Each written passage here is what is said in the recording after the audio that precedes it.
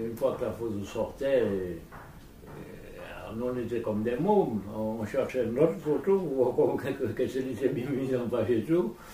Et puis après on regardait le reste, évidemment. Mais il y avait un côté plaisir, tu vois, d'être utile. Ouais.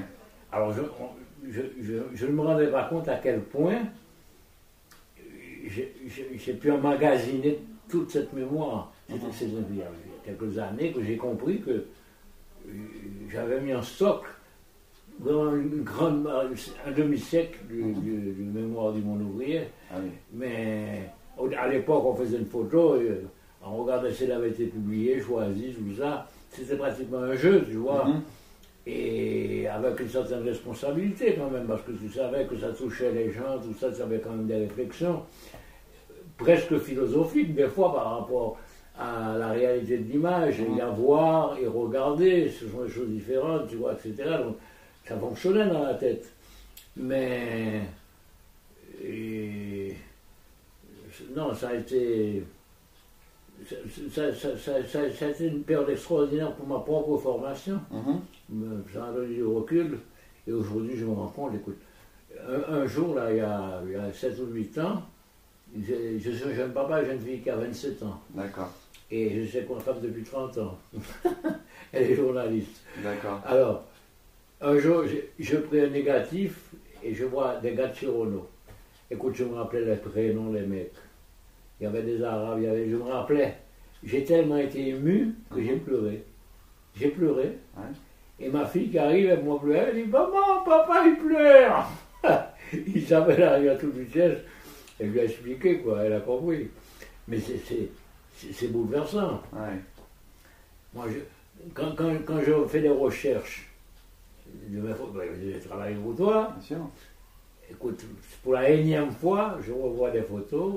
Et des fois, je me rappelle toutes mes images, tu vois.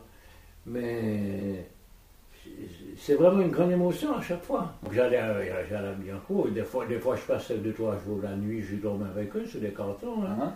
Les gars, ils me donnaient des casse-croûtes, je buvais leur bière. Moi, j'étais admis par tous les syndicats. D'accord. Parce que les gars de la CFDT me connaissaient, et les autres aussi d'ailleurs. Dans la CGT, il n'y a pas de problème. Mais ils m'admettaient. D'accord. Alors qu'ils avaient cassé la gueule à un certain nombre de photographes qui venaient là un peu, tu sais, ils faisaient un peu paradis. Mais autrement, moi, j'ai jamais eu de problème avec Ono, c'était incroyable, mais incroyable, tu ne peux pas t'imaginer. Hein. Parce que la carte VO, ça faisait laisser passer. Oui, bien sûr, ils me connaissaient depuis longtemps, parce que je n'ai jamais cessé. J'ai rentré clandestinement des tas de fois dans l'usine. Ah oui. Oui, avec les appareils dans les poches, habillés en ouvrier. Ouais, donc du coup, il fallait rentrer clandestinement dans l'usine. Ah ouais, plusieurs fois. Ouais. Plusieurs fois avec le comité d'entreprise. Oui. Je rentrais une fois, il y a un gars qui m'accompagnait, puis de ce coup, il m'a laissé tomber. Parce qu'il avait un contremaître et j'étais tout seul. Alors j'étais perdu là-dedans. Alors, finalement, pour sortir, j'étais perdu. Hein.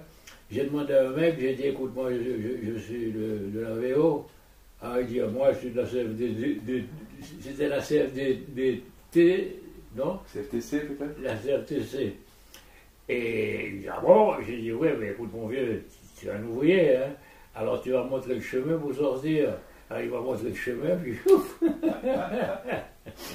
Oui. Alors, c'était une période extraordinaire. D'ailleurs, j'en revois de temps en temps, là, je leur ai fait des expositions que je leur ai offertes. Et puis, on est toujours en contact, tu sais, les anciennes Chirono. Oui. J'ai tellement couvert le sujet, et je ne peux pas... Mais Renault a été quand même une période importante. Mais j'ai fait la guerre du Fonds Polisario, j'étais le premier là-bas, j'ai fait... Et les tremblements de terre d'Italie du Sud, c'était dur aussi, en plein hiver. Et puis plein de trucs, et puis toutes les grandes grèves du Nord, la sidérurgie. Des fois, j'étais même emmerdé. J'allais faire des grévistes dans l'est de la France. Et quand j'avais ma paye, j'avais gagné plus que ces mecs-là pendant une semaine, pendant peut-être un mois. C'était un scandale, tu vois. Et une fois, il y avait les mineurs les mineurs de fer. Oui, j'ai suivi la fameuse grève de 63, les mineurs de Trieux, puis les mineurs de potasse. J'ai vu ça dans un tel dénuement, tu vois, de lutte, que j'ai demandé à la VO de verser ça au syndicat. Ah oui. Et après, les bonnes langues ont dit, ah, Blanco, il veut se faire voir. Tu sais, c'est comme ça la vie. Mais moi, j'ai passé au-dessus de tout ça. Ah ouais. Non, moi, je suis resté fidèle à mes conceptions, j'en ai pas d'autres. Hein, bon. Je suis venu à la lutte, j'étais haïtien, révolutionnaire. Mes premiers éclairages, ça a été le marxisme. Et donc, cette méthode, je ne vais pas rentrer là-dedans comme dans une religion, mais la méthode de pensée, tu vois, les méthodes d'analyse. Et je crois que je le suis demeuré. Avec, bien sûr, toutes les critiques qu'on peut faire et tout ça. Je ne suis pas aveugle. Bien sûr. Parce que bon, j'en ai vu les trucs au parti surtout. Hein. Tu étais encarté justement Ah ouais, j'étais membre du Parti communiste et j'étais membre du syndicat CGT d'Alouria, des journalistes. Comme je dis, moi, écoute, j'ai pas de mérite, je n'ai fait que recopier ce que j'ai vu. Oui. Mais j'étais un colleur d'affiches et un distributeur de tracts. C'est ce qui peut me définir. Parce que je me suis servi d'image pour tout ça, tu vois. En toute trait d'union modestie. Mais comment est-ce que tu es arrivé, par exemple, à séparer ton activité militante et ton activité journaliste, ou est-ce que tu n'as jamais cherché à faire ça? Ah non, pour moi c'était vraiment... Ensemble. Ah oui, Ah non, moi c'était... Jusqu'à aujourd'hui. Hein. Oui, mais parce que des fois on essaye de... Même quand je photographie un môme dans le square, je vais montrer un petit môme qui est là, qui existe, qui vit, qui est là, bon, c'est la vie. Et non, moi c'est... Il n'y a pas de séparation possible. Ça marche ensemble. J'ai eu cette chance-là, hein, parce que j'aurais très bien pu prendre un autre chemin, mais j'ai eu cette conscience-là parce que j'étais d'abord militant révolutionnaire en Haïti. J'avais déjà une formation et qui m'a mis dans ce chemin-là. J'ai pas de mérite particulier, mais ça, je suis très content et très fier d'avoir eu cette façon de penser.